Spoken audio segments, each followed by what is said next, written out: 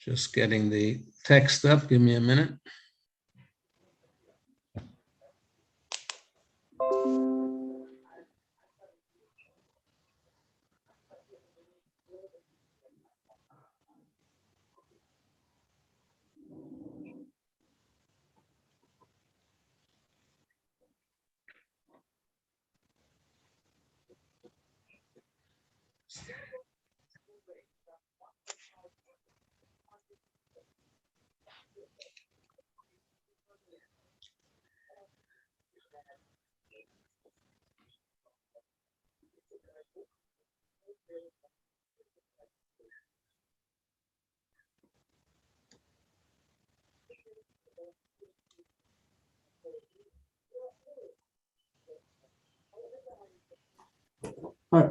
Hello, Rabbi.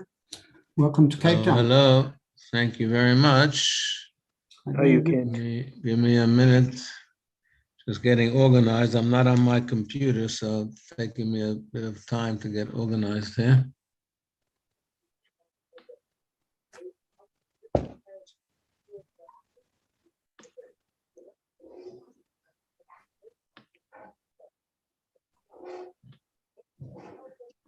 Okay, now let's get the text up.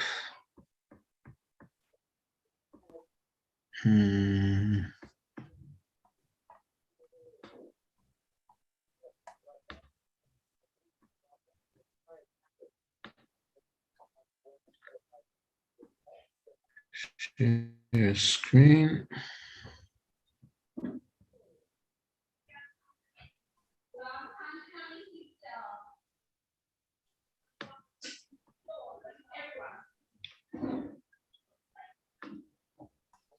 Just trying to get the text for everybody. Give me a moment, please.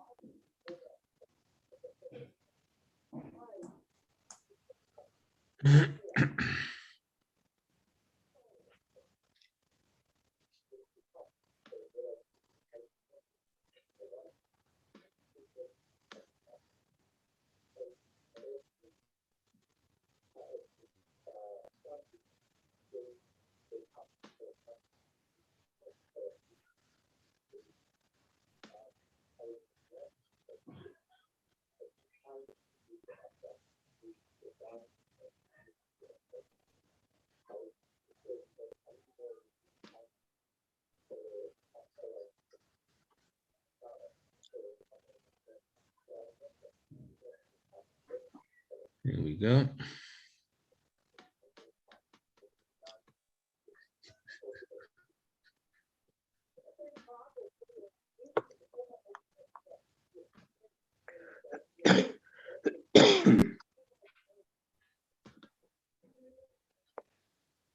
Okay. Can you all see the text? Not yet, Rabbi. Can you hear me? Yes, now, yes, yes. You hear me? Yes, and we can see and you see the text? Yes. Okay.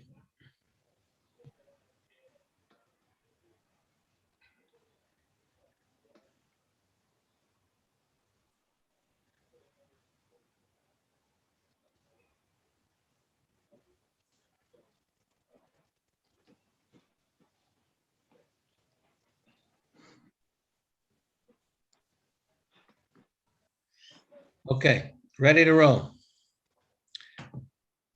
Okay, so you have been doing the laws of the Holy Temple.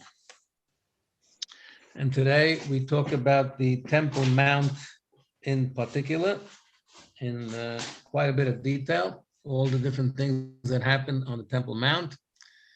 And it's quite interesting. So, Har HaMoriah, Mount Moriah.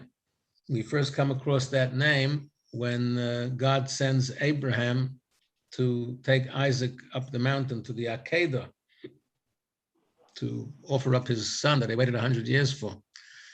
That's where we first come across Mount Moriah, and according to tradition, that's where it was.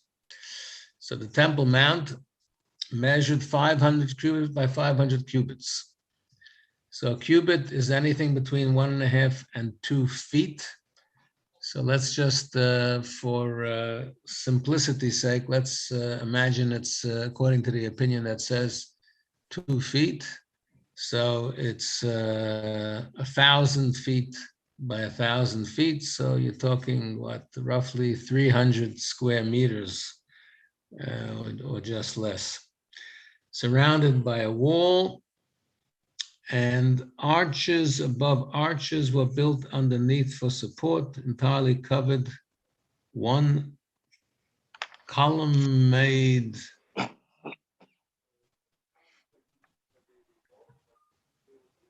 sorry, not used to a computer without a mouse.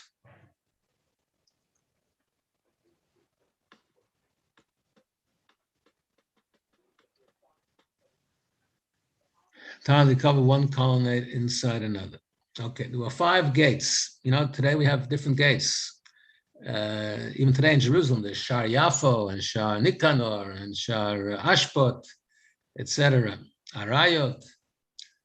So 5 gates led to the Temple Mount, west, east, north, and 2 from the south. Each gate was 10 cubits wide and 20 cubits high. That's quite a big, imposing gate. Further within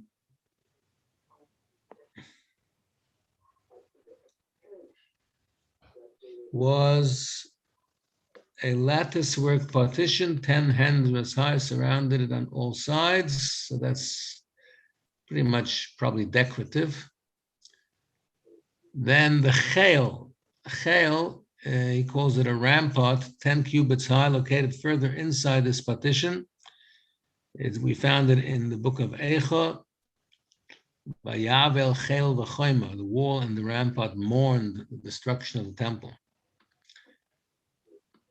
Further inward was the temple courtyard, what we call in Hebrew the Azara. Now, the temple courtyard is where lots of stuff happened when people went on pilgrimage. Sukkot, we're now in the middle of Sukkot, which is one of the 3 pilgrim festivals, and people would go to Jerusalem on Sukkot in particular, and mainly all the action happened in the Azara, in the temple courtyard. So the courtyard itself was 170 cubits long and 135 cubits wide. It had 7 gates. And 3 on the north, 3 on the south, positioned in the center opposite the Holy of Holies. You know, when you go today and you do that tunnel tour by the Western Wall, have you done that tunnel tour yet? Yes. And they show you a spot. They say, this is the spot that is the closest you can get physically to the Holy of Holies. And there's like a little window there. Each gate was 10 cubits wide and 20 cubits high. Each one had gold-plated doors, except for the eastern gate, which was plated with bronze that resembled gold. The upper gate, also known as the gate of Nikanor. So Nikanor was a certain individual, that was his name, and there's a whole story how he journeyed to Alexandria to ask the skilled bronze workers there to fashion these gates for the temple, and he set sail with them by ship to go back to Israel, and there was a storm, and when all else failed, they had to jettison the ship's cargo, and they tossed one of the heavy bronze gates into the sea. The danger did not cease, and they wanted to throw the second one overboard as well. But Nicanor protested and said they'll have to throw him in before he lets them throw the gate. As soon as he made that statement and God saw his commitment, the storm subsided. And he was so upset with himself. Why didn't he make that statement before they threw in the first gate? And thank God, when he came and landed and came to port, the gate that was thrown overboard appeared with him. It was sort of attached itself to the boat and came with. So when the financial situation of the Jewish people improved, they replaced all the temple's bronze gates with gold layered gates. But Nicanor's bronze gates remained as they were in memory of the miracles which occurred at the sea, and also Nicanor's great commitment. Although they were bronze, they shined like gold. Okay, that's just a little bit of a behind-the-scenes story. Now we have number 6. The temple courtyard was not situated directly in the center of the Temple Mount, as you would have thought, but it was set off from the southern wall, closer to the western wall than to the wall of any other direction, a greater distance between it and the northern wall. Okay. 7, the women's courtyard, Ezrat Hanashim. You see the Hebrew, Ezrat Hanashim. To this day, the ladies' section in a shul is called Ezrat Hanashim, the women's courtyard.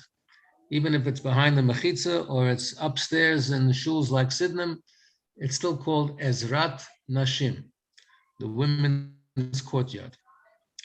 Going back to this term back in the temple days, Ezrat Hanashim, the women's courtyard, in front of the temple court on the east, 135 cubits square, 4 chambers, 40 by 40, in 4 corners. They had no roofs, nor will they in the Messianic age. Okay, now what were these 4 chambers used for? Interesting.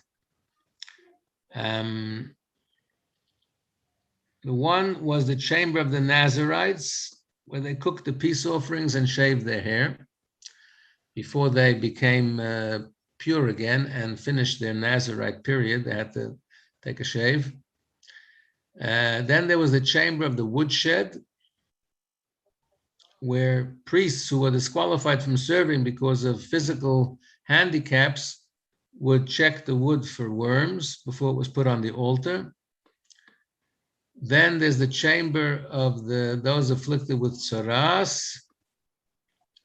And then there's the chamber where they stored the wine, also called the chamber of oils. The women's courtyard was surrounded by balconies, so the women could look on from above and the men from below without intermingling. So we see here the first concept of men and women being separate during sacred services like shul, like davening.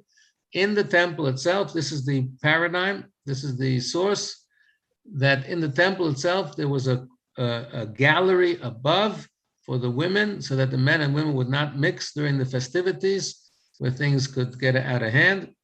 And in order to maintain modesty and discretion and respect, the women were upstairs, and that's how the big shuls today reflect that same idea. Outside the temple courtyard on the north, a large structure built with a dome. It was called the Chamber of the Hearth, Lishkat Hatlaim. Contained 2 entrances in which there were 4 chambers. Okay, now let's see what these 4 chambers were for. 2 were consecrated, 2 were not. The southwestern chamber was the chamber of the lambs. Okay, they got to keep the animals someplace. Then southeast was the chamber of the bakers of the showbread. That's where they baked it before they put it onto the shulchan. Northeast chamber, the Hashmoneans entombed the stones of the altar which were defiled by the Greek kings. So this is obviously in the second temple. Hashmoneans is the official name of the Maccabees, the heroes of the Hanukkah story. In the northwestern chamber, a stairwell descended to the mikveh. Now, you know from Yom Kippur, we just had Yom Kippur not long ago, and in Musaf we had the Avoda, which focuses on the service of the Kohen Gadol on Yom Kippur Day. He was the busiest man on earth on Yom Kippur. Most of the services had to be performed by him personally. And we know that he went into the Holy of Holies, the Kodesh HaKadoshim, 5 times on Yom Kippur Day. And before each time, he had to immerse himself in the purifying waters of a mikveh. So a mikveh is not only for converts, a mikveh is not only for women after their monthly period, mikveh is for men as well. And even the Kohen Gadol had to purify himself on Yom Kippur in the mikveh. One who descended from this chamber to the mikveh proceeded along a winding stairway located under the entire temple complex. Candles on both sides so they could see where they're going. That chamber also contained the hearth and the seat of dignity. So who knows what the seat of dignity is? This is a trick question. You scroll down to the notes, Kisei HaKavod. It's a toilet, actually. You know, when I was in yeshiva, the guys were a little bit frisky and chutzpahdik, and they would refer to the toilet as, no, I don't want to say it. Okay. I'll get into trouble. Okay. Anyway, but this was, okay, central plumbing was not yet invented. And they had outhouses for generations, ablution blocks. So here they had a toilet inside the building. This was actually quite advanced. And it was locked. So if it was locked, then you knew that somebody's there, and you have to bide your time and wait till he comes out. Okay, 12. Temple courtyard was 187 cubits long from east to west.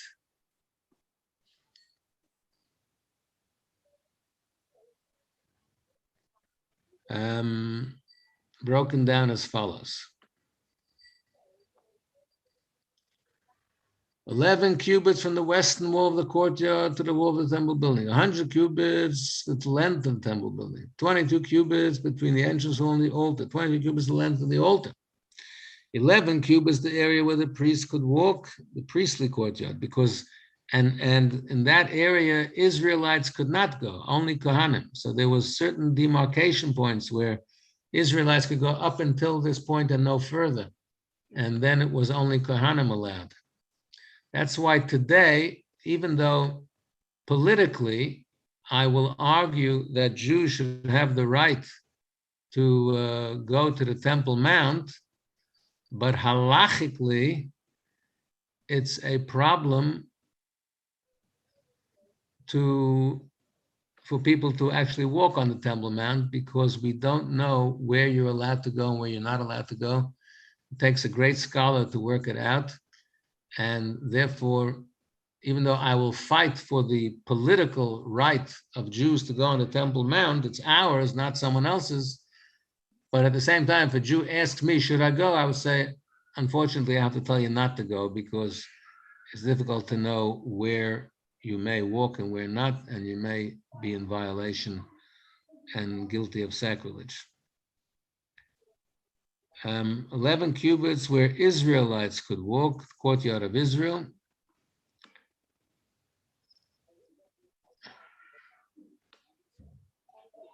Ezras Yisrael.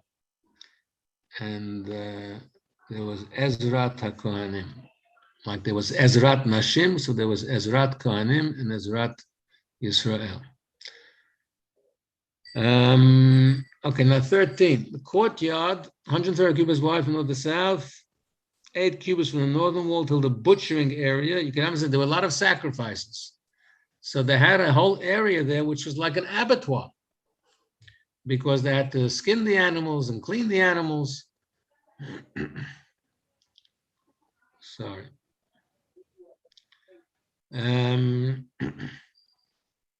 In the butchering area, they would suspend the sacrificed animals on posts and remove their hides. 14.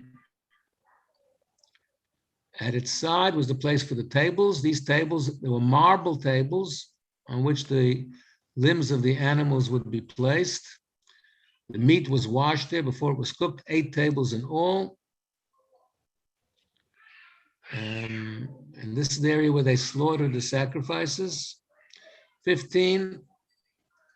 The altar was 32 cubits wide. You have to understand, they put many carcasses at a time on the altar. The altar was very big. The small, little, delicate, dainty, golden incense altar inside the holy was much smaller. That was just for incense. But the big altar outside in the courtyard was for animals, the meat to burn.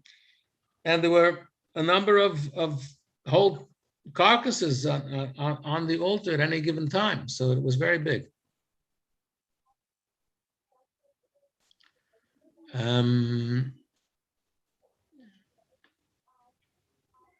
16. Okay. The rectangle as far as the northern portion, that's where the Kodshe Kodoshim, the holiest sacrifices, would be offered. 17. The courtyard of the Israelites had 8 chambers, 3 in the north, 3 in the south. In the south was a chamber of salt, Parves chamber, and the washing chamber. We'll tell you about these in a moment. Sorry, I'm using a laptop which I'm not familiar with.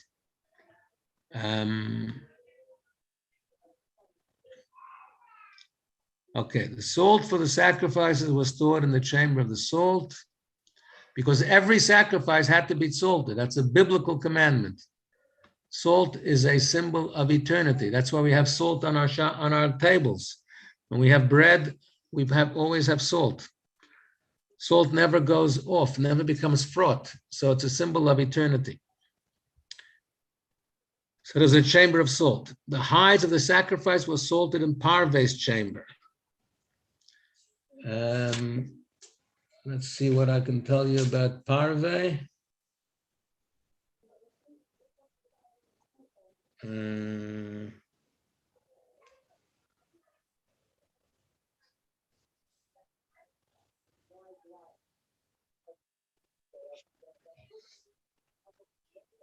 you see anything down in the notes about Parve? The notes don't open, Rabbi. Really?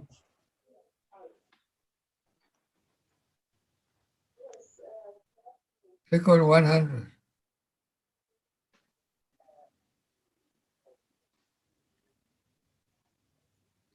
Can anybody get it and tell us what it says there?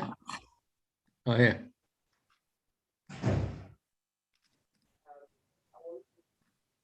Doesn't tell us.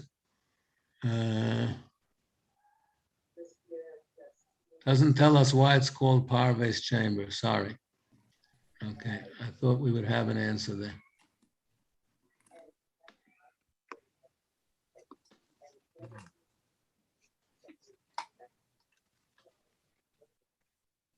Okay.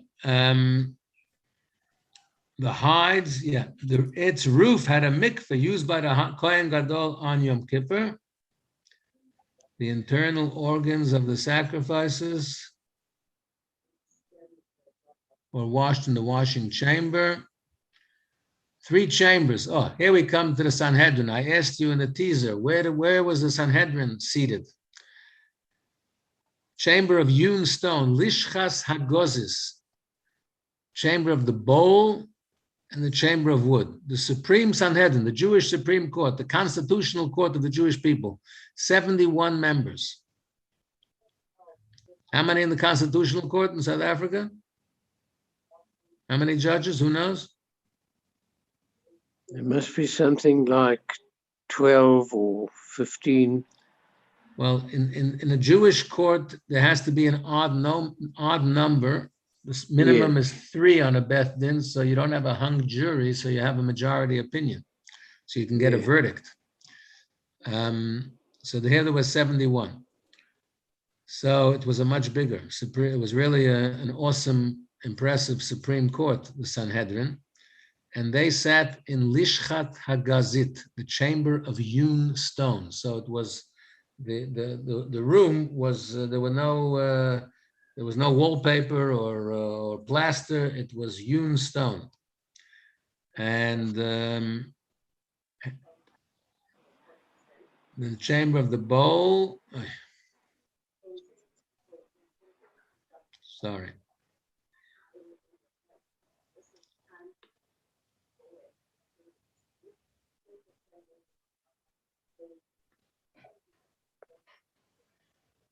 The bowl had a well from which water was drawn. Chamber of wood behind these two, also called the chamber of Parhedrin. That's the name of somebody. The courtyard of the Israelites had two other chambers, one to the right for Pinchas, the clothes butler. The first clothes butler was called Pinchas, and his name stuck for the rest of the generations. And one to the left, which was for the chamber of the bakers of the Chavitin. The Chavitin was like a meal offering. You know, a meal offering was just flour and oil for those who, generally for those who could not afford an animal or a bird even. So the poorest of the poor would bring just flour and oil. But the Chavitin was a daily offering as well. In addition to what poor people would bring, there was a daily offering brought by none other than the Kohen Gadol. And it's mentioned in Vayikra chapter 6, and that's what the Chavitin was. Okay, questions? Rabbi, can I just ask one issue about wood?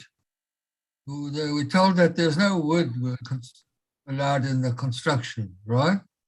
But this wood was to burn, to put on the altar to burn the animals. This was not for construction. so the Sanhedrin sat in the chamber of wood. No. There's also chamber of wooden beams on one No. of the gates. One of the gates we read somewhere had wooden. No.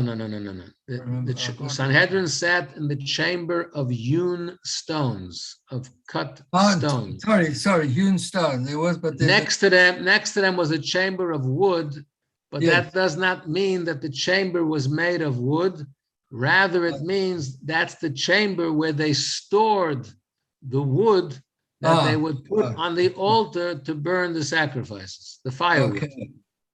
That was a storage chamber for firewood. Any other questions? Rabbi, I have a question. Yeah. We're given quite detailed statistics and measurements, which seems to indicate that we theoretically know exactly where the Holy of Holies was. If that's the case, surely we would know where on the top of the mount that we can walk. I mean, they're very accurate measurements. It's not only the Holy of Holies where we may not enter. No, I understand. An Israelite may not enter in the area of the courtyard reserved for the Kohanim. But we know those. What I'm saying is, are you a Kohen? No. So that the Holy of Holies is probably easier to work out where it was. And that's a more defined, smaller area. But the courtyard area where the Kohanim would work is a bigger area, and therefore affects a bigger section of the Temple Mount. And that's where it's problematic. So even a Kohen today could not go there because he's not tahor. People today are tameh. Even going to a mikveh is not going to help you because you have to have a sacrifice, and there's no temple to have a sacrifice. So even a Kohen who has gone to the mikveh has the same problem. So therefore, there are some rabbis who are pretty expert in this, and they pretty much worked out, and they actually tell people who really want to go how to go and where not to go. But it's very, very dicey. You have to know exactly what you're doing. And if you don't, it's actually quite a serious violation. If I'm not mistaken, off the top of my head, it could be guilty of death by the hand of heaven if you go to a place where you're not allowed to enter. So I wouldn't play games with that. Thanks, Rabbi. Anybody else? So today is Hoshana Rabbah, and today is the final chance of appeal. We can take our case for a good new year to the final court of appeal today, and the final seal granting the house of Israel, and please God, all of us, a good and sweet, blessed new year is being done today. So we said in our prayers this morning that the Chatimah, B'teitiv lanu hachatima, may the sealing be good for us. May we have a good seal today, because even though normally we say we're inscribed on Rosh Hashanah, but it's sealed on Yom Kippur, but there's always, the Court of Appeals. So the Court of Appeals goes till today. And please God, by today, all of us will be blessed with a good and sweet year of life and health and wealth and nachas and all good things for Klal Yisrael. And we can go into Shmini Atzeret and Simchas Torah, the climax of Zman Simchatenu, the season of our joy, with great confidence. And I wish you a Chag Sameach, and please participate. And if you can get to shul, sing and dance. And with COVID now, the third wave officially over, you can actually hold the Torah and dance with the Torah on Simchas Torah. So have a wonderful Yom Tov, everybody. Thank Thanks, you. Rabbi. Chag Sameach, everyone. Thank Rabbi. Amen. Amen. Thank you. Thank you, Rabbi. Good Yom Tov. Yom Tov.